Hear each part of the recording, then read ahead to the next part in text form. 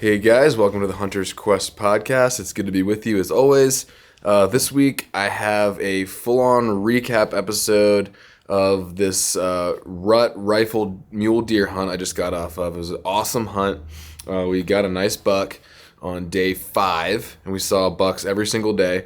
So this one's with my videographer, Logan ROMNEY, and he also was a huge help as far as just pulling this hunt off. He brought a wall tent and some other stuff that kept us warm because it was like negative 20 the first night. And also he's a great hunter, so he helped me out finding deer and stuff. So learned a lot on this hunt. It was a very fun hunt, saw a lot of deer, and it's a cool story, so I hope you guys will enjoy. There's one thing I do want to mention. We talk about cold weather gear a little bit, and one thing I forgot to mention was, as you may have heard me say before, my feet get cold super easy, so this trip I tried a couple different things. I got some Schnee's pack boots, which are very warm, but they're not the best for like long hikes and rough terrain. So what I ended up doing was I wore some alpaca wool socks. My buddy Austin Legg recommended those. And then I got these things called Arctic Shield boot insulators. I got mine on Camo Fire, but you can get them on Amazon or whatever. I think Cabela's has them too, or get them from Camo Fire. But they're these just, there's a picture here I'll show you. They just slip on over your boots. They're not expensive. And so basically, as soon as we would get up to our glassing knob, I would just throw those guys on when I put my puffies on, and my feet stayed relatively warm despite the insanely cold temperatures. Now, we were moving around more than my last hunt, but still, they did work pretty well. So if you have feet issues, I would highly recommend those Arctic Shield insulators. Other than that, I think we hit everything pretty good, and it's a cool story, so I hope you guys enjoy.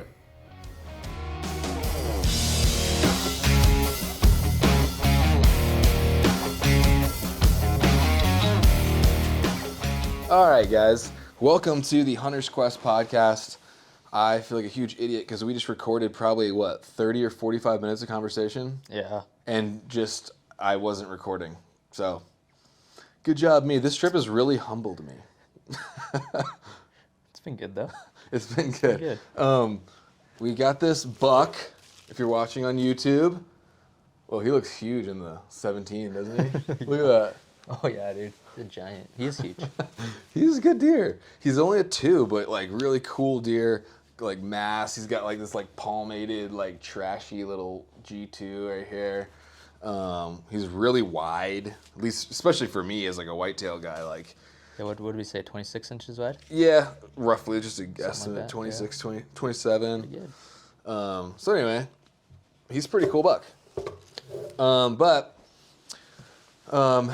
So Logan is from Idaho, right? Yeah. Okay. Tell me a little bit about your like hunting history. Like, how'd you learn to hunt? Who taught you, that kind of stuff? Yeah, been hunting, I mean, as long as I can remember. I grew up hunting. My dad took me hunting a ton when I was a kid. Yeah. Red Ryder BB guns and whatnot. Yep. All right. Well, I met Logan on Instagram through Luke, right? Yeah. Yep. And Logan's been trying to get into the industry, or has been getting into the industry. You worked with some guys up in Canada, like helped film and pack and stuff, right? Yeah, I was working for Backcountry BC and Beyond. Nice. I was up there for 2 months filming. Okay. And it was awesome. Yeah. So you're up there 2 months filming, and you probably got like some almost like guiding type experience because you're like sitting observing, watching the guide so much and kind of taking it all in, huh? Yeah. Just knowing you after like the past week, like how your mind works a little bit, I bet you learned a ton of it, didn't you? Oh, definitely. Yeah. Do you think you came out of there a better hunter? Oh, I 100% did. Yeah. And filmer? Yeah. Both. Yeah, just like watching different styles of hunting because it's totally different up there, different country, different ways of hunting. And seeing totally different like personalities, like different clients, right? Yeah. And you see I'm sure you see a wide array like of skill sets and. Yep. Yeah. Sorry. So so in your assessment, what'd you think of me? Yeah, dude, you were good. No, you can be honest, dude. Yeah. No, I mean, like, I think it's super cool coming out here with like no experience doing this type of hunt. Yeah. And like just making it work because I think a lot of guys are either scared to do it or like don't want to do it because it's hard. Yeah. And like I admire that about you just coming out and doing all these hunts. Oh, thanks. That's super cool. Yeah, I appreciate not it. a lot of people do it. Appreciate that. That's kind of what this whole thing about is that, like, I do train and prepare for this stuff, but I'm not anything special at all. I'm just, I grew up whitetail hunting, and so if I can do it, like, you guys can do it. And yeah, I have, like I said, I do train for it and that kind of stuff, but it's not undoable. For sure. Especially if you can make some cool friends like Logan, who like hooked us up with a wall tent and a wood stove. Oh yeah. We were living it up, dude. He has a sick, like, big wall tent. We got a nice wood stove in there, a cook stove. We were cooking burgers and tacos and hot dogs. It was awesome. Yeah. And so other thing that was really cool is we had this place like pretty much to ourselves. I was surprised, weren't you? Yeah, me too. Yeah, for the area we were going to has a lot of hunting pressure. Right. And we kind of got out there like off the roads. Yeah. And like there's nobody out there. Yeah. And for me, like, I don't have a ton of experience driving in the snow because in the southeast it doesn't get that much snow. Like a big snow is 8 inches, and there was 8 inches when we got there. Yeah. Of powder, pretty much, wasn't there about? Oh yeah, I'd say about that. So when we're pulling into this place, we're the first tire tracks on the road. Yeah, for a lot of the little BLM roads we were on, we were the first set of tracks. We started off going to some place that e-scouted up higher up in the unit. But we got there and it just didn't, I don't know, we just weren't feeling it. No. There's several other camps in there, some really steep stuff, and we glassed for like a little bit, but they're like, yeah, we just weren't feeling it. Yeah. What'd you think about that spot? Yeah, I mean, you never know. Like, from the road, it didn't look, like, amazing. Yeah. Who knows, like, who we got back in there, but... Yeah. But it was definitely different than it looked like on the maps. Like it was super steep, like almost cliffy. like deer weren't gonna be hanging out in some of that stuff. Yeah, so. I remember you said we pulled up. You're like, it's like sheep country. Yeah, it definitely looked like it. So so we weren't feeling it. It didn't look great, and it looked like a really tough place to hunt. So we hit my next kind of Plan B spot, which this is all just from e-scouting and talking to friends. Nobody gave me like, here's the direct spot you need to go to. I was pointed in the right direction by friends, just not even like industry connections or anything, just like friends. So we found the spot and we were the first set of tracks on there. So we're like, this is could be good. I remember we were kind of like hopeful, right? Yeah, it looked good. Nobody been back there. Yeah, seen the first deer of the trip off the road. Yeah, I was like, ooh, there's deer here. We were talking about how that just seeing some kind of animal, you're like, okay, they're here. Yep. It just like makes you feel good. So we come in and we've seen tracks everywhere, elk tracks and deer tracks. Yep. And we kind of drove around to a couple spots until we kind of got further back into where there was some bigger tracts of BLM land that we could kind of just play with. And I remember we got back there to a spot and it was like kind of on the top of it was like one of the highest spots around. It was. And and I jumped out and we were just glassing. I was like, I literally was saying, I can't believe we haven't seen a single deer yet. And there's a deer like for like 300 yards or something. Yeah, just doe. Yeah, there's a doe staring at me. So that happened a bunch on this trip too, I feel like. Yeah, like every time it was like, there's like no deer here. And then they're like, oh, there's a deer. That's so true. I was thinking the exact same thing. There were like several hunts, like glassing sessions were like, dang, I guess they're all blown out. And then boom, one would pop up. Yeah. So that's just the way it was. Like the terrain is very, there's all these like bottoms and ridges and canyons. Yeah, it's like really weird. Yeah, really weird. It's different like most of the stuff you've muled around before. Oh, right? yeah, definitely. Yeah. Yeah, it's not big mountain. It's different. It's like, it feels like you're hunting the mountains because you're up and down so much, but it's not mountains. No. It's weird though. Yeah. But it's still like pretty physically demanding place, even though it's not like, mountain here, but it's like physically pretty demanding. Yeah. And you don't have to go that hard, but like we did, and we were pretty much every glassing session looking at deer that like, we were like, yeah, let's go try to kill them. Yeah, almost. Yeah. For the first part of the trip. So anyway, the first night we get there, we pull up and we didn't even set up camp. We just went out and glassed. Yep. Because we weren't even sure if we wanted to commit to that yet. Yeah. So So we go out, and then what do we see? Seen a We doe. saw that whitetail. A whitetail, The whitetail. I saw this deer that I thought was a whitetail, but he was like, "No, it's definitely a mule deer," and it was. But it was a doe. She was what, 600 yards or something? Yeah, something like that. So, just going back a little bit, guys. Like, yeah, like Logan was complimenting me earlier about coming out and doing this, and that's good. But it super helps to have local friends, like, and I'm not even talking about, again, not like people I know from the hunting industry or anything, like just like, having connections online, like through Instagram or whatever it may be. You can make friends, like we were just talking earlier, like I met Luke and then I met Logan through Instagram. So, pretty cool. I met so many people on Instagram that I would like never know. Yeah. Like, so it can be good if it's used, for the right reasons and stuff. So, anyway, all I'm trying to say is develop one like tip I would say if you do want to come out on DIY hunts like that, like this is like try to develop like friends over social media or whatever that live out here, because like Logan was a huge help. He brought the wall tent and all that stuff. We used his dad's vehicle, so shout out to Mike as well. And like I wouldn't be able to do it without his help. Plus, he was a huge help in the field glassing. He saw definitely most of the deer before I did. And just his. We were talking about how my style of hunting versus his style of hunting that he grew up in. His hunting culture versus my hunting culture growing up is very different. And so, he's just got more of an innate skill about reading topo maps. I remember I was saying the last time we were talking about it, is this type of terrain, like when you're in like a mountainy environment and there's like big obvious terrain features, it's pretty easy to read a topo.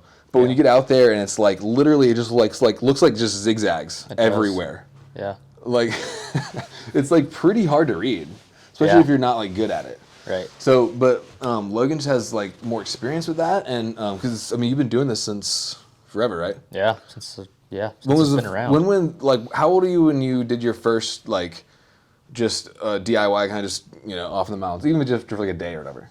Yeah, like when my dad wouldn't let me solo hunt till I could drive, so I was like 15 probably. Okay. When I started doing like my own hunts. Yeah. But that's 5 years ago, and you said your dad took you out a lot too, right? Yeah. Did he teach you a lot? Oh yeah, for sure. He's a pretty good hunter. Yeah, he's pretty good. Yeah, he killed some big stuff. He's killed some big stuff. Yeah. Yeah. That's funny. You're humble. I want to we didn't get like that much time to talk about everything, so like there's still questions I have about like what's the biggest like I don't know. Is your dad a mule deer guy or elk? Mule deer, okay. For sure. Is that where you got your love of the mule deer? Probably is, yeah. See, Logan's a mule deer guy. I'm still like on the fence because I never shot an elk yet, so I'm kind of. But like I will say, I went for mule deer first, so maybe I'm a mule deer guy. Yeah, maybe you are. I don't know. I think I do. I'm kind of a deer junkie. But anyway, Logan's an amazing hunter. Did great behind the camera. Helped me out a ton. So all that is to say is like, make friends online. For sure. And that helps. I think a lot more people are willing to help out too than most people think. Probably. I bet there's a lot of more people willing to. Yeah. So anyway, I'm just trying to keep things moving without for sure. being too redundant, but still hit most of the stuff if we can. Yeah. So, first night we get there, we set up, and I think the first night, by the way, was negative 21, 22, something like that. Yeah, it was cold. For sure. And that's the night, of course, that we were in the teepee with just a little Mr. Buddy heater, which actually the Mr. Buddy heater saved us. It did awesome. Yeah. Yeah. I had my Seek Outside stove, but it doesn't really stay lit unless you kind of stay up and feed it very well. And also there wasn't a ton of wood. At least we didn't have time to gather any that night. Yeah, we didn't. We got back at dark because while we were out glassing, what did we see? Yeah, I looked out and I seen 2 deer running across this hill. Yeah. Pulled the binos up and there was a buck chasing the doe. Yeah. So. What do you think of the buck when you saw him? He was a cool buck for sure. He had a couple like cheaters and some trash coming off him. Yeah. He wasn't giant. Right. He was like 3 by 4 frame, but he had like a cheater on his foresight and like a cool like cheater coming off the back on his other side. And he was like kind of droopy, like looking. I do remember as he was running away, seeing like the droop. Yeah. And it's funny listening to you describe him. Even, and this just goes back to something we were talking about earlier, is just the difference of our hunting cultures. Like how I think about it versus how he thinks about it is just like different, just because we were raised in different environments and different styles of hunting. So like you really, like when you look at a deer, like you're dissecting its rack, aren't you? That's true. Oh yeah. See, me it's more just like, oh, that's a nice looking deer, let's go. You know what I mean? You're like looking at that thing and like picking out exactly what it's got. Yep. Yeah. Yep. That's funny. Okay. I'm just noticing some of this stuff even as we're talking about it now. So like, because when I hear you describing that deer, I'm like, oh man, like I don't even remember. I remember it, but it's just more like a picture in my brain and like the feeling of go. Yeah. Right. Like prey drive instinct kicked in. So we were talking about this earlier too, but I kind of bombed down into something that was like really steep. Probably could have picked a better route, huh? Probably could have, yeah. I thought that was the way to go too, but like we get down there and it was just like I think I did consult you on most stuff, even from the beginning. Yeah. Yeah. Like, this looks about right. And he'd be like, yeah. I mean, it looked fine. It didn't look like it got steep, but it got freaking. Yeah, we got down in there, and I was literally using my rifle as trekking poles. Yeah. And he's like running around with his like, how much does that thing weigh, you think? Huge camera, probably like 10 pounds. Yeah, at least 10. I would say with tripod, maybe 12. More. Yeah. Anyway, and he's running around carrying this thing. You were trying to use that as a trekking pole too, right? Oh yeah, I was, for sure. You didn't use trekking poles at all. How come? Is that so you have hands free to film? Yeah, it definitely makes it easier to film. Because I noticed Luke a lot of times would have one pole. Yep. But is that why you didn't have them, or you just didn't bring them? They were in the truck the whole time. Oh, really? Yeah. You just didn't... Just that kind of country, and like my pack's usually not that heavy, so I just don't really ever need them. And it's like way easier to film without them. Okay. So that's mostly why. I loved having trekking poles. Yeah. It helped me out a lot. On one day. So anyway, so we see this buck, we go after him, get into some steep stuff. We go up, 2 does actually like snorted. I didn't even hear them. Yeah. But anyway, there's 2 does like right there. But we get to the top of the hillside. I probably peeked out a little bit too fast. I probably should have gone a little slower, crawled maybe, just like chilled. But I was like in go mode still. And so I skyline myself, of course. And him and a couple does just kind of like bounce up the hill a little bit. They're in range. What do we say, 275-ish? Yeah. And they saw me, but they weren't like super freaked out or anything. Right. So we dropped down. Logan actually threw me his pack, which was perfect. I got set up super steady rest, and that was pretty good, that little pack toss. Yeah. That was good. You were struggling. I was like, here. I trying to get because it was on like a spine, so my bipod really wasn't working in that environment, and it was snow covered as well. Yeah. And so you just tossed the pack and that worked. That was good. And had a super solid rest, but he was just, a pine tree was covering everything from about the middle of his vitals, including the head. So I wasn't even 100% sure it was the buck. Yeah. So obviously, first night, I'm not going to take that risk. Any night, I'm not going to shoot at an animal I don't know what it is. Right. Especially, and the vitals were covered. So, but I got a little too aggressive and tried to like move my pack a couple times. I got away with it the first couple times. Then like I think the third one, they saw me and they were like, nah, and they got out. Yeah, took off. He did look pretty big running away. They always look bigger from behind. That's funny. Yeah, so, but we never saw that guy again, did we? No, never did. I wish we had, kind of. I know. I was hoping to find him. Yeah. I didn't know it, like, secretly the whole time. You're just, like, trying to find that guy. Where is that buck at? Yeah. He would have been cool. But anyway, that guy lives on. And, you know, though he was a cool buck, that was the first night. And, like, I'm kind of glad the story went on a little longer. Yeah, me too. It would have been hard to tell. Well, anyway, I'm just glad there was more hunt. Let's put it that way. So anyway, he got out of there, never saw him again. And we went back to camp and set up our teepee. And what did we eat? Did we freeze dry? Oh, we did hot dogs.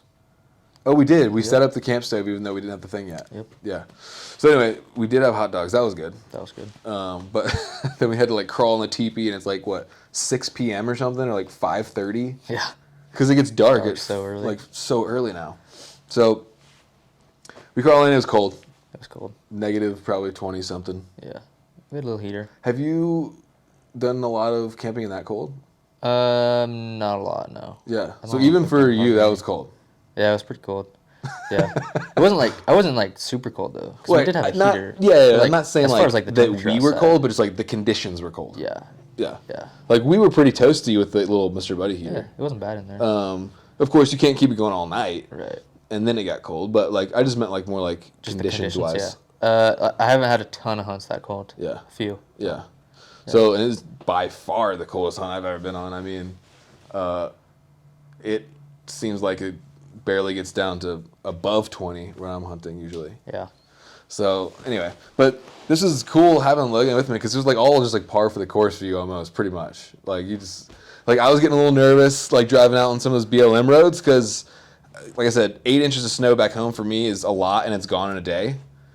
This, when we got to the hunt area, there's 8 inches of snow, so I'm already kind of like, is this okay to be driving back here? Yeah. And I could tell you were a little nervous. You're like, if it's too much, like we don't have to do it. Exactly. The whole time I was just like, yeah, dude, like don't push it. Like if it's sketched, like don't push it. I don't want to get stuck back here. Yeah. But no, so I'm just not used to driving the snow. Like we just don't get snow at home. So anyway, we get back there. I'm kind of jumping around a little. I get that, but so we had that first night. The next morning is when we went to that glassy knob that was kind of down the hill from us, and it was a half mile-ish. Yeah, something like that. It wasn't very far. Yeah. That was a good spot. We saw some elk from up there. I actually spotted some elk. Yes, I did spot something. Good job. The bigger of the species. I just spotted a couple deer. Yeah. Yeah. A couple. I was trying. No, I was. He's just a really good glasser. You've developed that skill. Oh, for sure. Yeah. It is like a developed skill, I think. Yeah. Yeah. He's just, yeah, I think it totally, I mean, just we were talking about before, I mean, though he is 20 years old, right? Mm-hmm. He's been doing this type of hunting, like I've been only doing this 3 years, and like he's just like, a lot of these things are just ingrained in him from his dad, and just doing it, right? Yeah. Yeah. It's just time. You like solo hunt, don't you? I love it. Yeah. Yep, that's my You're kind of thing. a silent killer type. Yeah. I can see it. Yep, that's what it is. So, you shot a really nice buck this year, didn't you? Yeah. Solo. Pretty good. Yep. Yeah. By myself. Filmed it. What was he? Yeah, that's right. The films. You're gonna drop the film soon. Pretty soon. Yeah, in the next couple weeks. So. Okay, you're saying that. Oh yeah, you showed me a sneak peek of it. You showed me the kill shot sequence, Yeah. right? Yeah. And yeah, it looks really good, man. I can't wait to see it. Self-film, so that's not easy. Yeah. No. Where can people see it? It'll be on YouTube, on my YouTube channel. What's your YouTube Logan channel? Romney. And your Instagram is? Logan Romney Photography. Okay, cool. So if you guys ever need any services, I would highly recommend his services. Or if you want to just reach out, I'm sure he'd be cool to talk. But okay, back to the story. So that's when we saw the 3x4. Yeah. Yeah. And what did you think when you saw him? Like, he was decent. I thought he was a good buck. He Yeah. was, like, good front forks. He was obviously a 3 on one side. He's pretty good, though. Yeah. So. Was he, again, like, it's funny. Like, I was just like, all I remember was like, oh, that's a cool deer. I would shoot him. Let's go. Yeah. So, like, was he past his ears, you think, or He was at like, his ears? Maybe barely at his ears. Barely at his ears? Yeah. Okay. I didn't remember that part. Yeah. I do remember the 3x4 and that he was clean. Like, he didn't have, like, cheaters or anything. Nope, he didn't. Yeah. Barely, Straight 3x4. maybe, like, a couple eye Yeah, guards. baby eye guards. Yeah. I remember seeing the eye guards. Yeah. Because I said he's got eye guards. So he's a good buck, so we decided to go for him. And so we basically bombed down this little canyon and go up the other side. I, again, was probably moving too fast, right? Well, not that you were. We were. We were, like, okay. I was right behind you, yeah. Like, Yeah. I didn't think that anything was wrong with it. Okay. But, So I didn't, like, screw it up necessarily. No. Okay. So we peeked over probably a little too fast. I don't know. Either way, there was some elk right in there. Like, 150 yards, Yeah, they weren't very far. 200 maybe. Yeah, they were, like, over the little ridge we couldn't see. Yeah, they were So, close. like, we didn't see them until we got, like, right there. They were close. I'm gonna grab some water. You want some water? I'm good. I got one here. So anyway, these elk were super close, and they saw us, and they, went up the hill and over the top, right? Yep. And we think that may have factored into, well, I don't know. I think it did, because as soon as the elk kind of busted up, the deer stood up. But what about? Well, yeah, he did stand up. That's right. That's the only. And he was reason we looking up saw towards him. the elk, so. Yeah, and that's probably the only reason we even saw him is because he stood up. Yeah, we wouldn't have seen him. They were from that spot. See, yeah, I'm just literally absorbing all these things as we're even talking about right now because the hunt is so fresh in my mind. And, to be honest, coming from, or like from my perspective, a guy from out east that's relatively new, but learning this Western hunting stuff is, it's like an overload in your senses, right? Yeah, I get that. Like there's so many, it's just, yeah, I don't know I don't need to really go into any more detail. It's just a sensory overload. The landscape is so cool. There's so much just new information coming in on every level that you're able to kind of more like dissect what happened and like, you know what I mean? Like, does that make sense? Yeah.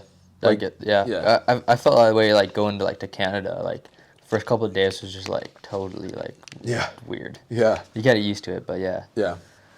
So anyway, just kind of thinking about the psyche behind the hunt and stuff, but I'm still just kind of like digesting a lot of this stuff. So anyway, we get up to the top of this hill.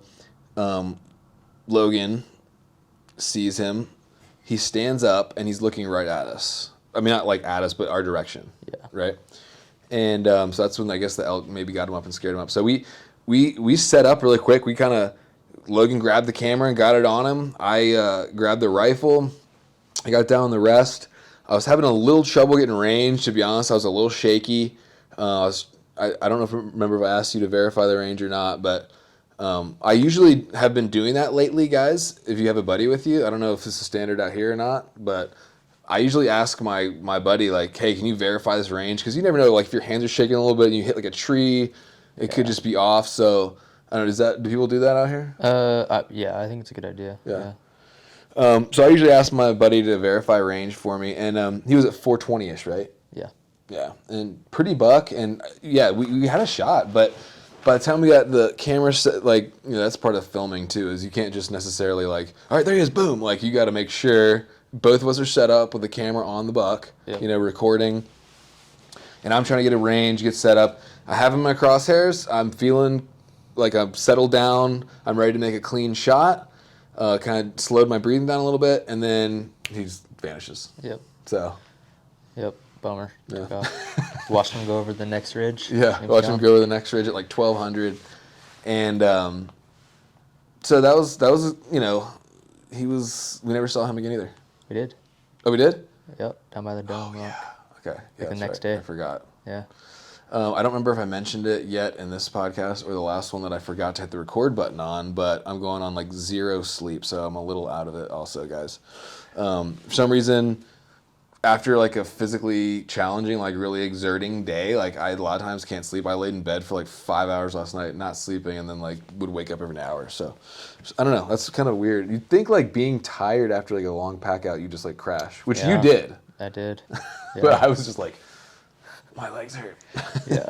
So anyway, no excuses. But we saw that buck again. The next day, right? In the afternoon. Yep, the next afternoon. He was just cruising. We didn't see anything really that morning, did we? Maybe a couple. We saw a couple forkies, I think. Yeah. Is that the day we set the wall tent up? Yeah, like the 2-point walked out right by camp. Yeah. So we'll just kind of fast forward a little bit, like not go into everything in total detail, but we got camp set up, the wall tent. Kind of, we were like, we came back and got the teepee put together, and we were like, should we move? And we're like, we're seeing good deer, and you could see everything, so we're like, let's just stay here. Yeah. So we threw up the wall tent, and it was one of those moments where we were like, I don't know, did we make the right decision? And like we look up and there's like a forky just like, what was he, 100 yards from camp? Yeah. Yeah, just walking through. So that was kind of like verification. Okay, deer are cruising through here. Like it could have just as easily been a big buck. So Right. So we set up the wall tent, and that's the afternoon we saw him again, right? Yeah. Okay. By himself. Oh, I remember. We checked out a few other spots that day and kind of looked at some different areas, and then we bounced over and we were sitting in camp, right? Yeah, we're like, we can see more from camp, so let's just go sit at camp. Exactly. Like, our camp was on this really high vantage point, and we could see, like, almost everywhere we hunted, we could see our camp. Oh, yeah. We could see the truck up there. Yep. So we sat up there, and I remember I was literally saying, I was like, are we like... Are we doing it smarter, not harder, or are we like being lazy right now? Yeah. Like glassroom camp, because I'm in a chair and everything. I was drinking coffee. Yeah. And you're like, yeah, but I don't know if there's what we could do that's harder, or something like that. Yeah, I don't know. I don't remember. Yeah, it was a good plan because like literally 5 minutes after that, like 5 seconds after I said that, you saw the buck. Yeah. From camp. So we saw the buck again, and we like, how far was he? Maybe a mile and a half. Yeah, about a mile. Mile. Down on the bottom, like. And we just decided, like, hey, we're here to hunt. Let's do it. So we went after him, but we didn't see him again. Yeah, we kind of just tried to get closer to see if we can find, because he kind of disappeared, and then. It was more like an exploratory mission to see if we could get closer. Yeah. Because he was cruising. He was. He wasn't like. He was moving. Yeah. We didn't really have. So it was like an attempt to get closer, but it was probably a long shot anyway, just because he was far away and moving. Yeah. But anyway, we went after him. It was fun. Didn't see him. Didn't see anything else that night, did we? Nope, didn't see anything else. Which something again that I'll mention is this hunt. We saw most of our activity like midday. Like I don't know if it was the moon phase because the moon was really bright the first couple nights. I mean, like bright as day outside, and so maybe that had something to do with they weren't quite as crepuscular, like moving like dawn and dusk. They were really moving like best between I'd say like 10 and 3. Yeah, something there. That's about what it was. Yeah. Yeah. Later mornings and early afternoons, and then like we didn't see a ton in the early times, so it was actually kind of nice. Yeah. Lost my train of thought. So where were we? So that we lost that deer. Yeah. So then. Yeah. And we just went back to camp, and then next morning, is that when we went back to the original glassing spot that we saw the first buck from in the morning? Yes. I think so. I mean, it's all kind of blurring together, but we went to a glassing spot. That was the day we didn't see anything else. I think. Yeah, I didn't see. I think we saw one or two. We had that one like 2-point roll by. Like yeah, he did at like 200 yards or something. Yeah. I got some footage of him, but we were talking about it before. Like I was, holding out for like a mature deer this time. So anyway, let the 2 points walk when we saw him. And then the next morning, then we kind of bounced around a little bit. And then that evening, did we see something that evening? Was that the evening we went out? We went out and saw that other 4-point. Oh, yeah. Was it that evening? I don't remember. Everything's blurring together. I think it was. And then probably. It was the day after that we didn't see a single deer. And we're like, yeah, okay. Yep. We might be jumping ahead a little bit. I can't remember. Whatever. But it might have been. So that night, we went to... No, because that was the second time we'd been to that spot when we went. Remember? You're right. Whatever. It doesn't really make that much difference. We hunted and we saw some deer. the next time we saw a deer we wanted to go after or had an opportunity, we were just walking to a glassing spot, literally like just walking. And Logan goes, psh, psh, and like directly behind us, what do you see? There's a deer standing there. Yeah. There's a deer standing around us. He's just standing He's there. a man of few words. There was a deer standing just on the skyline, just staring at us. Yeah. Pretty nice deer. He was a good deer. Yeah. We were like 50 yards from the glassing knob. I'm like, oh, there's a deer. He has like a spider sense. I swear, dude. Like, he would just randomly see deer like completely behind us when we're like 50 yards from our spot. Like, when you're like approaching your spot, you're like kind of looking where you're gonna sit, like thinking about taking your pack off. And I was like kind of doing it, and then he's like, oh, and there was like right behind us. So anyway, we tried to get set up on that deer, but just that opportunity didn't work out. Yeah. We never saw that one again. Never did. It was kind of a bummer because it was a good opportunity, but it just didn't work out. But he was a cool deer. He was tall, had a nice clean 4x4, but not very wide. It wasn't very wide. Yeah, but a pretty deer. I would have been happy with him, but anyway. So then we kind of hiked around a little bit after that, and then went back to camp kind of early-ish that night. It was like 5. Yeah, probably dark. something like that. Yeah. Anyway. So then the next morning was terrible weather, right? Yes. It started off not too bad. Yeah. But it just like deteriorated like really fast. The visibility was terrible and just got worse and worse to the point where like it was basically pointless to hunt. Yeah. We were gonna go out all day. Yeah. Like we went like farther than we'd ever been. Yeah. To a new glassing spot. Yep. Didn't see anything. And yeah, the deer were just hunkered down like. Oh yeah, that's right. We went all the way out there to that spot you found. We were just sitting there in the snow. Sitting there and driving snow for like how long? Maybe an hour or two. Yeah, probably a couple hours. Okay, that's something else. Like while we're talking about differences in like mindset and like hunting culture and stuff, if like for you, like if you had gotten out there and it was just like driving, would you just immediately have gone back to camp, or would you have done what we did and kind of stayed and just given it a shot for a little bit? If I was hunting, I probably just would have stayed all day. I'm serious. Okay. Because you never know. Okay, that's what you should do, folks. Do that. But like, I since you kind of suggested tend it, to we sat there for like an hour and a half maybe. Yeah. Right. And then why did we decide to leave at that point? Did I say let's go? Yeah, I guess I did. Yeah, I was kind of okay with it. Like it wasn't like cold, but yeah. Yeah. You couldn't see great, and I don't know, we sat there for like an hour and a half. I guess I'm more prone to just kind of like maybe a little more backcountry longevity, because like I got 10 days planned for this hunt, and like if I'm not seeing deer, I guess like after a while, and I just feel like in my very brief limited experience, although you know, I have quite a bit of experience with whitetails, and I never see whitetails in the wind or rain. Like, I know some guys might say it's great hunting, I don't know. But me personally, when it's windy and rainy, I never see a deer. So I can't imagine mule deer are much different in driving snow and, like, hard wind. But I was just kind of like, I don't want to sit out here and just freeze and get soaking wet. Let's just go back. Or no, we didn't go back at that point. We went back to, or did we go back at that point? And we came back out later. Yeah, we went back and we were like, let's come out like earlier afternoon. Yeah. So we went back to kind of see if it would clear up. I was thinking it would clear up. That's the other thing. I got a Garmin weather report, which another thing is he never looks at weather. I'm a weather checker. They don't have service out there. It's like not accurate either. They're not. Like it said it was going to stop snowing at like 1.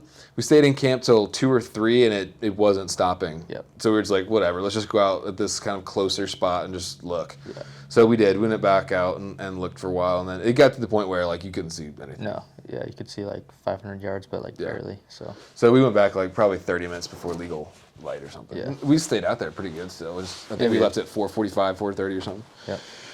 Anyway, and so that was I don't want to over dramatize it or anything like that, but that was, if every hunt has a story, that would have been like my low point in the hunt. Just because we'd had a couple really good close opportunities. I'd made some questionable calls in some of them. Mainly the first one. I think I did everything pretty much right on the second opportunity, but the first one I kind of beefed a little bit. So I'm kind of just like, man, like a little bit bummed, and the weather's bad. I still have like in the back of my mind a slight like built-in nervousness about like the roads getting too bad we can't get out, because the snow was coming down. Yeah, it was windy. Yeah, and so I was kind of praying like, Lord, let this clear up, please, because I mean, one day of that's one thing, but if you start getting to 2-3 days straight of that, it can get rough. It can get dicey. Yeah. You don't want to get stuck back there. It's not like we're in the middle of nowhere, but you don't want to get stuck back there. You don't want to get stuck. No. You do not want to get stuck. So, especially in that cold weather. Yeah. And nobody, I mean, we were in there the entire time. We never saw another truck come through the area. Yeah. I personally never laid my eyes on another human. I saw one time a truck on the, like, way, like, maybe 4, 5, 6 miles away or something. That was it. I never saw another human. Like, we had this place to ourselves, which was cool. But also, you don't want to get stuck back there because no one's going to go, pass you. Yeah, like, no one came through our area. Yeah. So, which I'm not sure why, but it's pretty awesome on, like, a general tag in the rut. It was. That's pretty rare, huh? I think so, yeah. Definitely. So, yeah. I don't know what the deal is. Like, I guess a lot of people road hunt. Yeah, for sure. And I guess the weather was not great. I mean, it really wasn't, no. This time of year, this area of the country, like, that's just, weather's not great. Yeah. It's cold. It's snowy. Yeah. It's wintertime. Exactly. Yeah, it's wintertime. You know, back home it's still like fall until like just mid-December. You know what I mean? So just totally different. Definitely my coldest hunt ever. I'm glad that last hunt I did with Luke, I got a little bit of a taste of it to kind of be like, yo, you need to get your gear and stuff dialed, which maybe we can take a really quick break from the story and just, since we're on the topic, and just talk about gear, about cold weather gear. So just a couple things I wanted to hit. My feet get super cold. And this is why it goes back to what I was saying about, I'm glad that last hunt I did kind of prepared me a little bit. Only thing I brought in that last hunt was some fingerless gloves. I didn't have any like mittens or even just like regular gloves that cover your whole finger because I'm not much of a glove guy. But dude, when you're down in 5 degrees, 0 degrees with wind, like my hands in that last hunt were literally cracking, like and bleeding. I was, that sucks. I'll tell you this.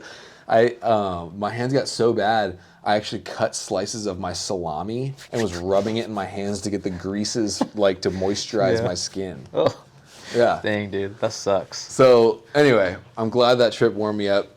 I brought mittens this time. Yep.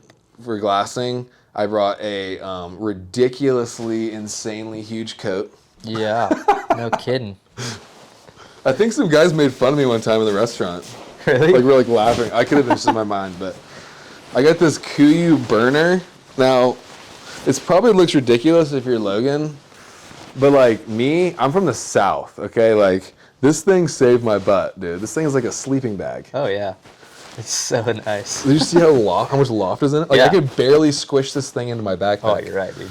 Wow. But, and it's waterproof, too. So it's like, instead of having to have your rain gear on top of your puffy, it's kind of got like a built-in rain gear on top of an enormous puffy. So, it's a cool piece. Again, probably, like, I think a couple times Logan laughed at me at the amount of layers I put on.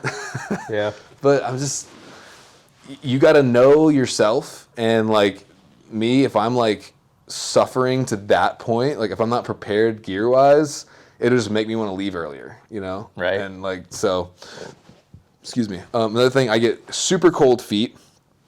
I think I have like a circulation thing or something, but my feet get cold extremely easy. So, some friends of mine recommended these boots. They're Schnee's pack boots. Do a lot of guys wear these around here? I mean, obviously not like backcountry hunting stuff, right. but like just in general. Maybe I don't really see them much. You don't see much. They might. But anyway, they're supposed to be good for really cold weather. So a couple of friends of mine mentioned to get these because my feet get cold. Thing was, we were doing some serious hiking. Yeah. Like, again, I can't remember if it was the other time we were talking or this one, but you're not in the mountains, but it's like physically demanding like you're in the mountains because you're up and down so much. Yep. You know? Wouldn't you agree? Yeah, definitely. Steep stuff. It's steep, yeah. And especially with, there was the entire time at least, I mean, depending on where you are in the drifts, but on average, like ankle deep all the way up to knee deep snow. Yeah. So I had to go with my, and we were doing miles per day usually. So I went with my regular Hanwag Tatra lights and gaiters. You had some Schnees. Like, these are great boots, just not for what we were doing. Which ones do you have? They're the Beartooth. They were the 300 gram insulation. Okay, so you got insulated boots. Yeah, but barely. Still not a ton. Not a lot of insulation though. Yeah. Yeah. And Schnees are great boots too. Hold on, my wife's calling me really quick. Sorry, guys. Sorry, man. No worries, dude. No worries. I don't want to talk to my kid for the first time in a week and be like, "Yo, I can't talk to you right now." No, you're good. Family's important. Yeah, man. I like it. For sure. You're in a big family too, right? Yeah. You get what, 6 sisters or something? 5. What's that like, having 5 sisters? I don't know any different. Everyone always asks me. I'm like, I don't know. I like them. Yeah, no, that'd be fun. I feel like it'd be like a lot of fun. Most of the time, yeah. There's like Sometimes crazy drama all the time. Oh yeah. Do you just like kind of sit back and laugh at it, or do you like get involved? No, I don't really. I try not to get involved. That's funny. I hope you don't get sucked in too much, but yeah, it's not too bad. They're really not that dramatic. It'll be really fun when you got to deal with 6 brother-in-laws. Yeah, I know. That'll be fun. Yeah, I know. I got one. He's great, but it's interesting. Yeah, you know? Yeah. It's just an interesting dynamic. Right. But well, I mean, I got 2 brother-in-laws. Sorry, but yep. Anyway, if they're listening, love you guys. So let's get back to, I think, was there any more gear stuff I want to mention? Obviously, the wall tent was like... Game changer. Yeah, I mean, especially getting dark at 5 p.m. Yeah. When all you really have to like look forward to is crawling into a teepee, like, it's doable. It's not like the end of the world. I did it in my last hunt, but it wasn't getting dark that early, and it wasn't as cold either. Right. So anyway, the wall tent was amazing. Just being able to come in and have the stove, get a fire going, cook some food, and we did that pretty much every night. Like, it was so nice to have that. So thanks for bringing that, dude. Got you. And okay, so we got to the end of the first day. We didn't see any deer, right? I think that's all the gear stuff I wanted to mention. Yeah, fine. So we didn't see any deer. Okay, that was the low point of the story. And then the next day came. It was day 5. We're already at day 5. Yep. Wow, okay. Yep. We made it to day 5. So day 5, so on day 4, when I was sitting on that other knob getting pelted in the face with snow and like just couldn't see anything, I was on my maps and I was looking for, okay, what are we gonna do next? Because at this point, I feel like we're both kind of like, we might have hunted this area out a little. Yeah. Do you think we did? Yeah, like we weren't seeing as much, and like we kind of had looked through everything already, and yeah, totally. It's getting dry. There was less of those random buck just walking through type experiences. Yep. And even our glassing sessions were not as fruitful. So, and the weather was, maybe played into it, but I think we did kind of hunt it out a little. I mean, we already blew out 2 bucks. Yeah. And passed, few smaller ones, probably 2 or 3 like forkies we passed or whatever. Yep. So I decided, let's go check out this other spot, which from where we were then, we were about, I think, 1.5 miles from camp, like give or take a quarter mile or something, or maybe, it was about that, wasn't it? 1.25 miles, 1.5 miles? Yeah. Something like that. Again, it sounds like nothing, and it's not bad, but it's a lot of up and down and like weird topographical things, and I'm carrying quite a bit of gear actually with my rifle and that huge camera. He's got a spotter and his camera gear. So I usually carry like a day's food with me and a stove as well, because I really like enjoy having like a hot breakfast. Like I picked this up from Luke, started eating my breakfast hot like later in the morning instead of at camp in the morning, so you kind of have something to look forward to and kind of warm you up, like when if it starts to get slower on like 9 or something, you want to just like make quick breakfast. It's kind of a little morale booster, I think. And then a couple times we had ramen for lunch. Yep. But anyway, that's just another little thing. I like to do it. Some guys don't. He was mainly munching on Butterfingers. How many Butterfingers did you eat this week? 6. And how many Snickers? 6. So he's fueled on candy, folks. He's a hunting machine fueled on candy. That's what it takes. I think he ate more sugar this week than I ate in the past 2 years combined. No, I'm just kidding. But he's 20, so he can get away with fueling on Butterfingers. But no, I was just laughing at him about that. But okay, so back to the story. Where are we? Yeah, so day 5, you planned the spot. I actually contributed to the hunt. No, so yeah, I did. I found the spot. It was about, from where we were, is another mile about, right? But not an easy mile. No, it's kind of around the mountain. Yeah, it was around. Yeah, we had to kind of go around this canyon thing. Anyway, that would give us ability to look into new country we hadn't really looked at, and be able to be in striking distance of some stuff. Yep. So we get out there. It was kind of tough to wake up that morning. It was. Yeah. That was the toughest morning. Yeah. I was tired. Yeah, we kind of put on a fair amount of miles a day before that. I think that was our highest mileage day. To that point. Yep. Yeah, and so we were feeling it a little bit, and then that night was really windy. The wind was just whipping the tent, and the stove was so I didn't sleep great, and also just coming off that kind of hard day, it was a little tough to get out of the bag that morning. Yeah. Every other morning he was popping out whoop, right at 6. That morning I kind of got up first, and he was kind of not bad. A little longer. Yeah. No, yeah, it was literally a 30-second delay, folks. Not a big deal. It just he wasn't instantly out. But anyway, that was a tough morning even for both of us. Just to kind of, it's that moment of, okay, I don't feel like going out and sitting in the freezing cold wind, but that's why I'm here. Like, we're here to hunt, we're not here to like sleep in. And we were talking about this in the truck. Like, usually if you keep working hard, even if you don't feel like it, you keep hitting the knob, even if you don't feel like it, whatever. And again, I don't want to over dramatize it because we all love hunting, but there are those mornings where it's like a little tougher, right? Always is, yeah. But if you just keep working hard and keep going after it, like it usually pays off. Yep. Right. So anyway, we collected ourselves and got out the door. Only about 10 minutes later than usual, I think. Yeah. And no big deal. And as we're hiking out there, we kind of get to our farthest point, and then we got about mile or so to go, maybe a little more.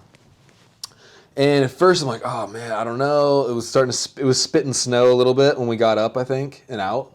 Yeah. Wasn't it like a little bit and cloudy? Yeah. But like about a mile and a half into the hike, the sun started peeking out. Yeah. And I was like, okay, I feel good. Like that was a huge morale booster. Yeah. Was it for you too? Yeah, just to be able to see and feel like some warmth maybe with the sun out. Yeah. Just seeing the sun was like, okay. And the deer seemed to move better, I think, when it's kind of sunny, especially after like a day of like really bad weather. Right. So anyway, I was feeling a little better, and we get up there, and it's a pretty good spot. It was. Yeah. It was a good spot. Yeah, it was good. We get to see a lot of country. He spotted a doe and a fawn first of all, and they kind of they were just kind of bedded and hanging out like down there, and then I made some breakfast. We were sitting there. I actually stood up and went to go look on the other side just to make sure, because a couple times we'd done that, or like you'd done that a couple times, like walked around and there'd be like a deer like right there. So I went around to go check the other side, and about that time, tell me, what did you see? Like 2 miles away, seen a couple does standing there. I mean, I couldn't tell in my binos. I was like, oh, there's some deer. Pulled out the spotter, got it on them. Counting, there was like 3 does I could see, and then around the corner, there's a buck. And I was like, oh, there's a buck, okay. And what was the first thing that, like, for me, a lot of times it's kind of their behavior. Like, they're kind of standing off by themselves, or like maybe body size. What is it like that keys you in? Like, first of all, like, oh, it's buck. Well, I could see his horns because he was up against the snow, so it's just like, I mean, that's funny. Yeah, but you don't even know. Sometimes when they're like really far, but you can't really tell like on the first look. You can sort of tell by like their behavior and like whether it's a buck or a doe, right? Yep. So, but you see horns, right? Yep. Okay, so what'd you see? Big 2-point. I was like, oh, he's kind of cool. And he's like walking. He had like he's good mass, and he turned his head, and I seen he was like pretty wide. I was like, oh, that's kind of a cool buck. Yeah. So, yeah, I didn't think though. Like I was like, he's a long ways away. Like, and he's like not huge. Like, I don't know if we could like get over there and make a play on him. And I kind of wanted to see what you thought too. So called you over. Yeah. You looked at him for a bit. What'd you think? So yeah, I first, like, he said, oh, I got a buck, and like, I got excited because he would have, usually he's not, I don't know, by that time you can kind of read each other on a hunt, right? Like your cues, like, and so just the way he said it, I was like, oh, it might be a good one. So I kind of walked over there, and yeah, he looked good. He looked like a cool deer, like, obviously right here. He was probably the widest buck we saw. I think so. You think so? Yeah. I think he was the widest buck we saw. Obviously, he's pretty tall, too. He's a 2-point, but he got good mass, and I saw the eye guards. And anyway, again, I from my perspective, especially maybe at this point in my Western hunting career, but, I mean, it's kind of just how I am in general with whitetails, too. Like, when I see a deer, I don't really... I look at their antlers, and I looked at his, but I don't, like, really fully, like, detailed analyze them. I just kind of, like, that's a nice deer. Let's go for him. You know? So... Yeah. But yeah, I looked at him. I was like, yeah, I'd be happy with that deer. He's a really cool deer. I think, I think he's cool. And I even said, like, if you were hunting, would you shoot him? Did I say that? You might have. I can't remember. Well, I feel like I would have said no. Maybe it wasn't that wording. I think it was I said... It was. No, you said, I remember. If this is a deer that you want to shoot, would you go after him? Yes. I said, that's exactly right. I said, if that was because I was asking more about how far he was. Like how to get on him. Yeah, because when I first saw him, I was like, was "There's no way." I literally, my first reaction was, "Okay, that's cool that we get to see a deer, but we got to find one closer." You know, Like, it was like across like almost a river, like across the canyon, like way far. yeah, it was. I did the line on my maps later, which was 1.75 miles. Yeah. He could have been more close to 2. So anyway, we saw him, but then he bedded down, and then one by one, he had like 7. No, Logan says 5. I think it was 7. Get some does with him. He had a nice group of does, the biggest harem of does of any buck we'd seen. Yeah. Right. So he beds down, kind of just nonchalant, like, yeah, I'm good. And he wasn't chasing them around really or anything. He kind of he was in control of them. He knew what was up. Yeah. And so he's sitting there, and then one by one the does start to bed, and I'm kind of thinking, I was consulting Logan on too, like how do you like what I asked you, like what cues you in on what might just be like a temporary like 15-minute little bed down versus like, okay, I'm gonna stay here for a while. Yeah. And you said, what did you say? Do you remember? Kind of, yeah. I was like, well, it's kind of like hard to tell, but like if they're all bedded down, and they're kind of sitting there, like they're probably gonna bed down for a while. Yeah. And it was like kind of like that midday, like going into midday. So like it was going to be about 10. Yeah. Yeah. The sun was kind of out, so it was like warm for them sitting there. So, yeah. Cool. Yeah. So at that point, there was one of his does was bedded. And then I kept an eye on him. He moved a little bit from when we first saw him. They moved. Yeah, like a couple hundred yards. Yeah, a couple hundred yards. So I basically, while Logan was kind of like, I think you were kind of looking for something closer, weren't you? Just to be sure. Yeah. So he's looking all around for something closer. I'm just glued on him on the spotter, and then trying to get some footage on my long camera of him. So I did. I was able to find him in the camera, get some footage. It's pretty far away footage. Yeah. It was the best I could get because he was far away. It was like almost 2 miles. Yeah. And so. And then I'm trying to keep an eye on him. I did manage to keep an eye on the deer until he bedded. And then one by one, his does started bedding. That's when we had that little conversation about what we were just talking about. And then I remember kind of being like, okay, 2 out of 5 are down. Yeah, okay, 3 out of 5. I remember that. Okay, 4 out of 5. I was like, okay, now they're all bedded down. I was like, what do you think, man? Yeah. And you kind of, I think at first you didn't think we could get him either, but then you kind of, I can see the wheels turning, and you're like, yeah, I bet we could figure get out how we could get over there and like where we could get, and I was looking on the map a bunch, and kind of figured out a way to get there. The more we looked at it, it wasn't terrible. It really wasn't. It was far, but it wasn't terrible. We had to go down one huge canyon to go across a huge like flat thing, and then kind of up. The problem was that we had to kind of get up, and that's where we were kind of trying to figure out which kind of ridge to get on. Yeah. Right. But Logan actually dropped a pin where he thought the thing was. And I didn't even look at it, but when we got done cleaning him, I looked at my map, and it was probably like 10 feet from where the deer was. Like, he dropped it right on the deer. And I remember even thinking on the way up there, I was like, I wonder how close his pin is. And then I was like, thinking back on the week, and I was like, I bet it's really close. I was telling you, I think this is where it's at, but I'm not sure. But I was like actually pretty sure. I was like, that's like. Yeah, you were so humble about it. You're like, I'm pretty sure they're here. And then like I remember literally thinking in my mind when I was going up there, and I was praying the deer would still be there, and I was like, and I just had this dialogue. I was like, I wonder how close that pin was, and I was like, I bet it's really freaking close. I was like, just knowing Logan, like that's probably on point. So, and it was. So anyway, I looked at the map. And we both, had kind of been agreeing on our line over the whole way, and kind of, we watched him a little bit when we could on the way down, like maybe every couple hundred yards, like just pop, yep, still there. I remember checking, yep, he's still there. I picked out 2 visual cues on the skyline to head to, because it's really, this country is really kind of hard to pick out. Yeah. You have to look very close for details to really like remember a spot, because it's always different. Yeah, it's not like very like distinct features. It's all kind of like broken up, so it's kind of hard to pick out. So anyway, I did my best to mark 2 like distinct trees that like he was under or whatever. And but by the time we got all the way across the flat part, I couldn't see my visual markers anymore. So at that point, we're kind of relying on where Logan thought they were on the map and just kind of our common sense. And so we're heading towards the line. I pulled up my map and I said, all right, you want to try to head down this finger? And he's like, yeah, that's exactly what I was thinking. So that's what we did. And we're going, and I remember, checking a few different spots. And we both kind of got the sense that we could be getting really close. Yeah.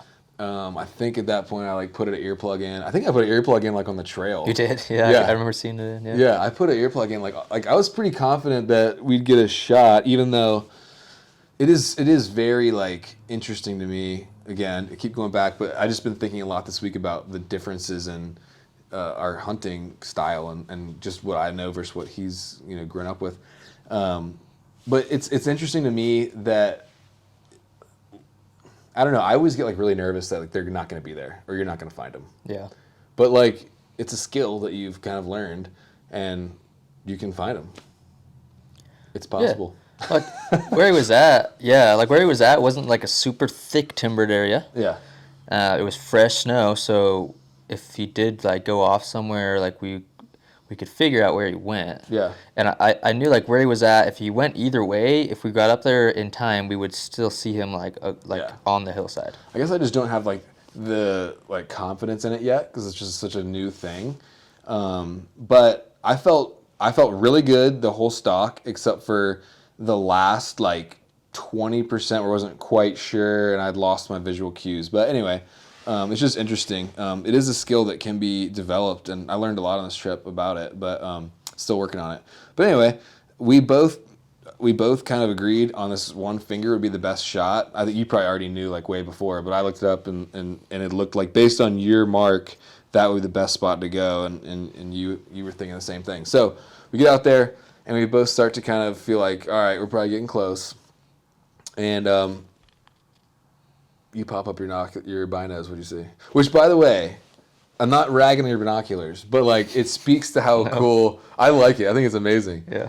He has some binoculars that are just kind of run of the mill, and old, right? They're old. Yeah. How old? They're held together with tape. Yeah. Yeah. I'm not trying to rag on your binoculars. I think it's cool.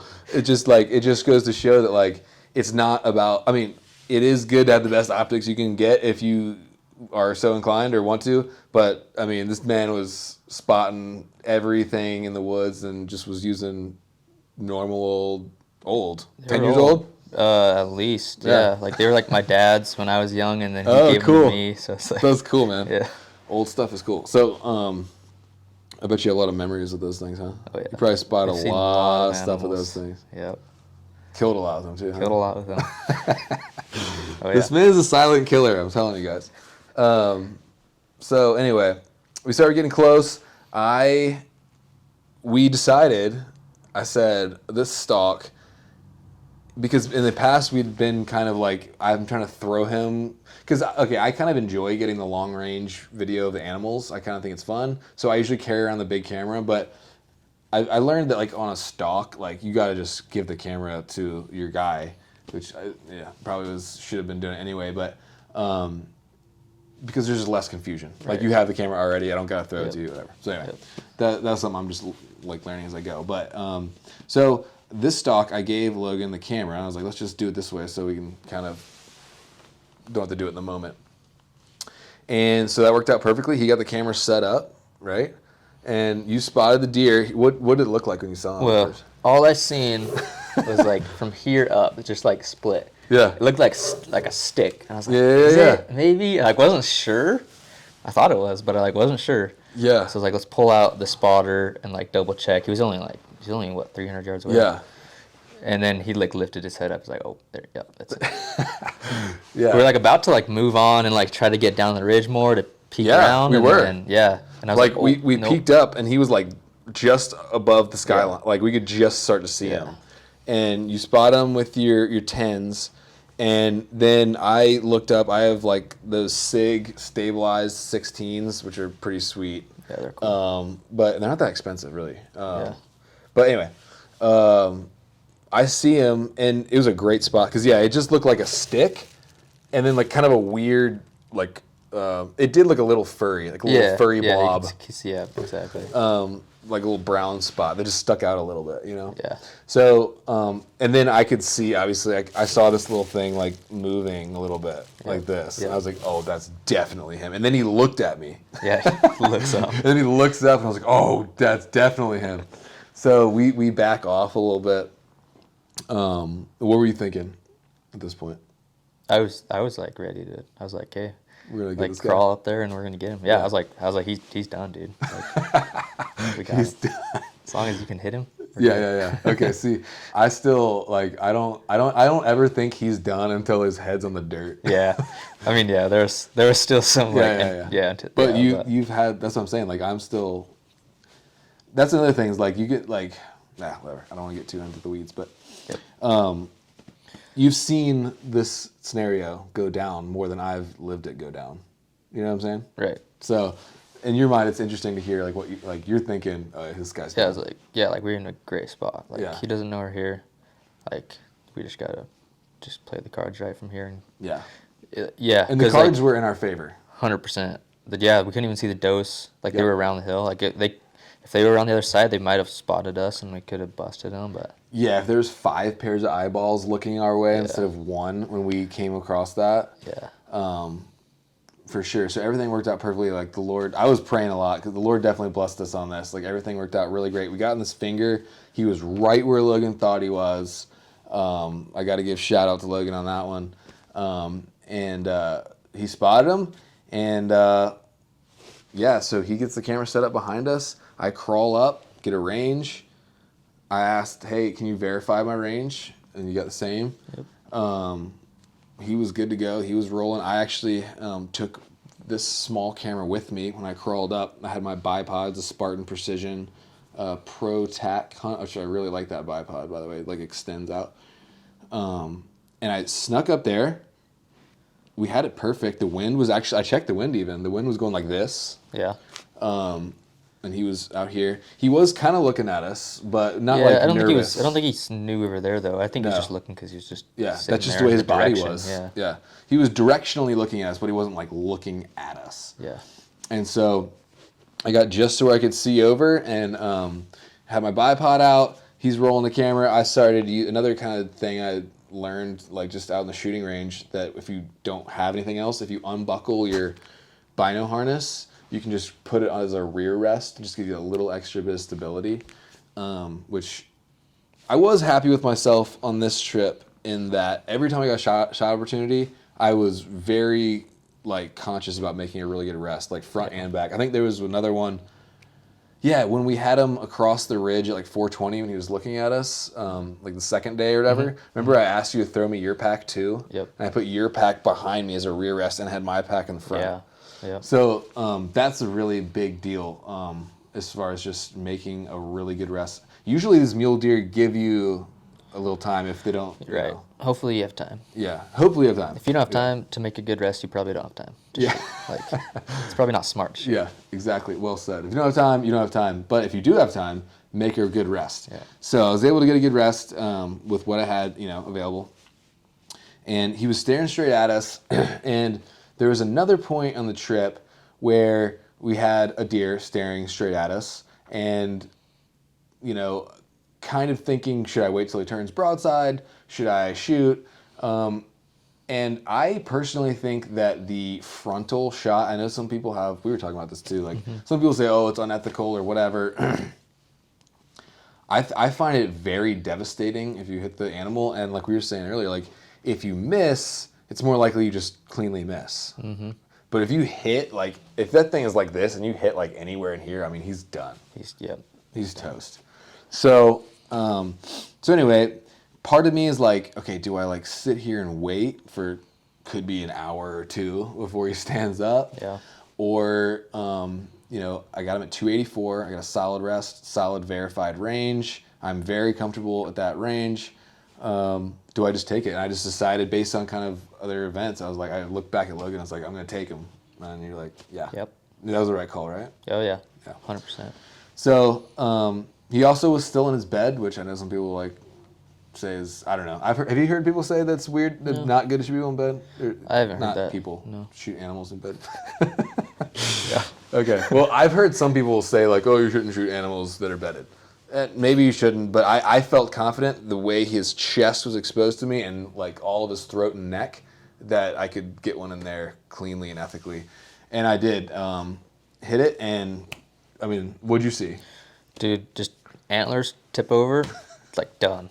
Didn't move an inch. Didn't even his legs like he was bedded there when he just died. Like didn't even move. Like instantly. Didn't even kick at all, like nothing. Yeah, like when we came up on him, his legs were still like perfectly. Yeah, he was just sitting there. Yeah. I was nervous because if you would have shot him and he got up and like ran over the hill behind him or somewhere, like we would have lost him. Like we wouldn't have got a second shot probably from where we were at. Yeah. So I was a little nervous, but yeah, he just tipped over. Yeah. I was like, oh, yeah.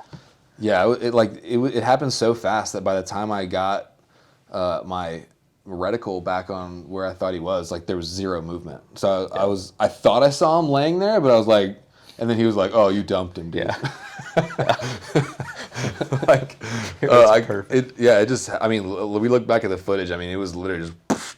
So, shooting a 300 Win Mag, Barnes 180 grain solid brass bullet. I've said this a lot, but I really like solid brass bullets. We actually found the thing in probably 2/3 of the way back through him, like in his ribs or something. Yeah. Like, and it was completely intact, perfect mushroom. I have it.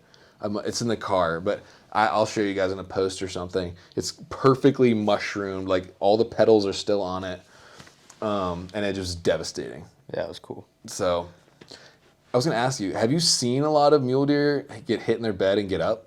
Does that happen? I haven't personally seen Yeah, I feel like much. I think we talked about this even like people. I don't know.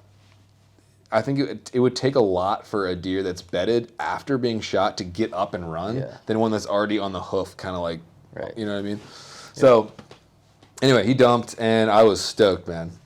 Yeah. What were you feeling? I was stoked too. It's just as fun to be on a hunt and like film it as shooting it yourself. So, yeah. Yeah, that was awesome. That was cool, man. It was fun. Yeah, and I was glad to share it with you, and I was really happy. It was just kind of that feeling of a little bit of the pressure's off. Like, you got it. You did what you came to do, and it's a good buck, and good mature deer. So, it's out there, guys. Opportunities out there, adventures out there.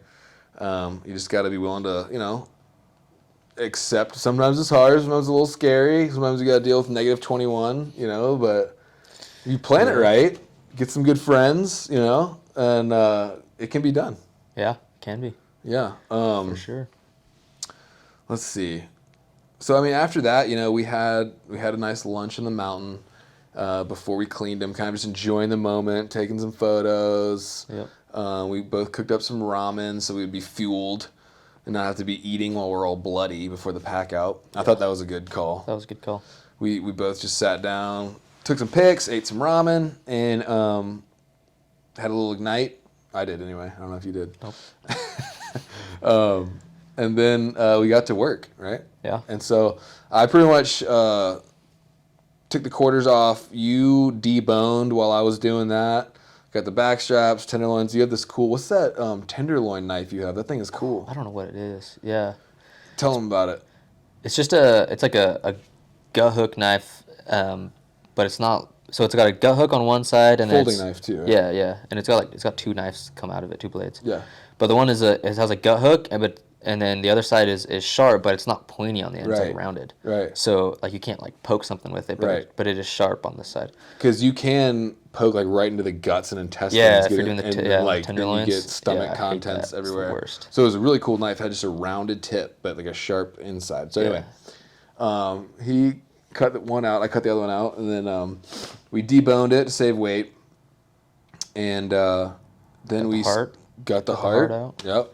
There was like no meat loss either. No. There was like crazy. This like much of the shoulder was like damaged of one of the shoulders, and then both hams were perfect. Other shoulders perfect. Back straps, tenderloins perfect. Yep. I couldn't believe how big his neck was too, man. Yeah. He was a big, crazy. Like he was dominant, man. He had all the ladies. He did. And he was well hung. I will say. For good reason. Yeah. I noticed that he was well hung. But anyway, So that was cool. Enjoyed the moment. And then the pack out. What'd you think of the pack out? You love pack outs, don't you? Yeah, they're fun after they're over. No, like it was good. Like it was a grind. Yeah. It was kind of sketchy at first. Like it was like slippery and heavy packs and kind of going down through some of those. The mountain part. Which part are you saying was sketchy? When we after we got to the road, and then like dropping down that stuff. That was kind of like where I was. Yeah. I wasn't like sketched out, but it was just like Just getting I tough. don't want to fall. Yeah.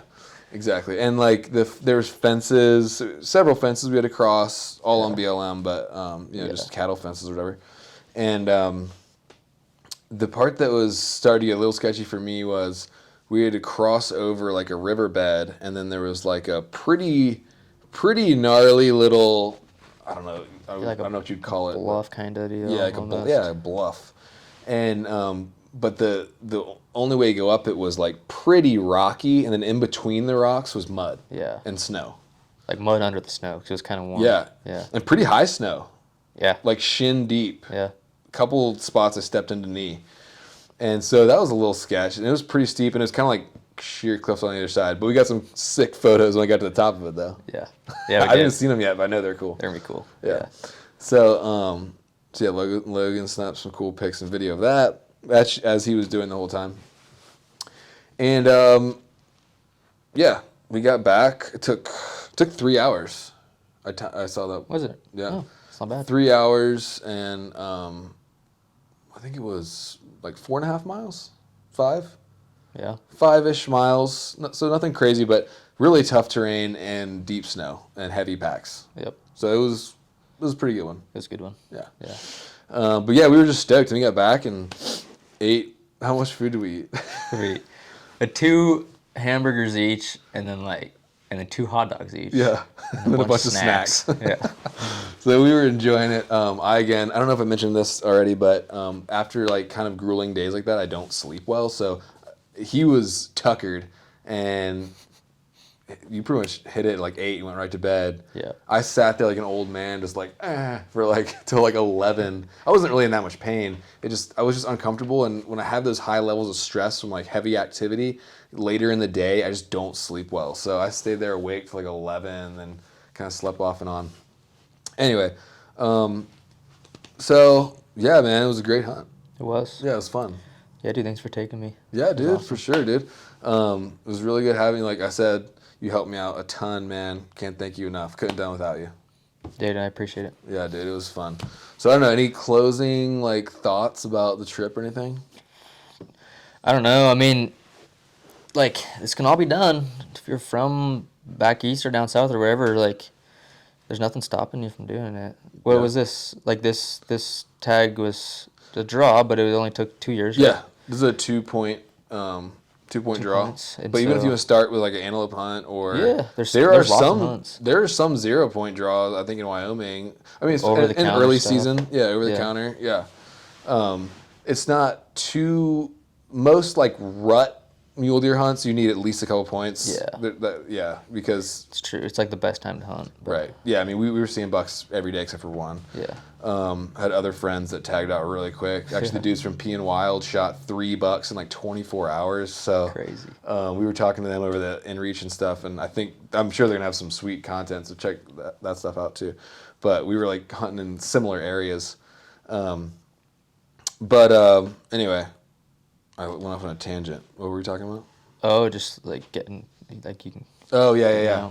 Yeah, you can do Yeah. this stuff, guys. This is a 2-point draw, so it took me 2. So you can probably do it every 2 years, Yep. something like that. Yeah. I think so. I don't know. Anything else?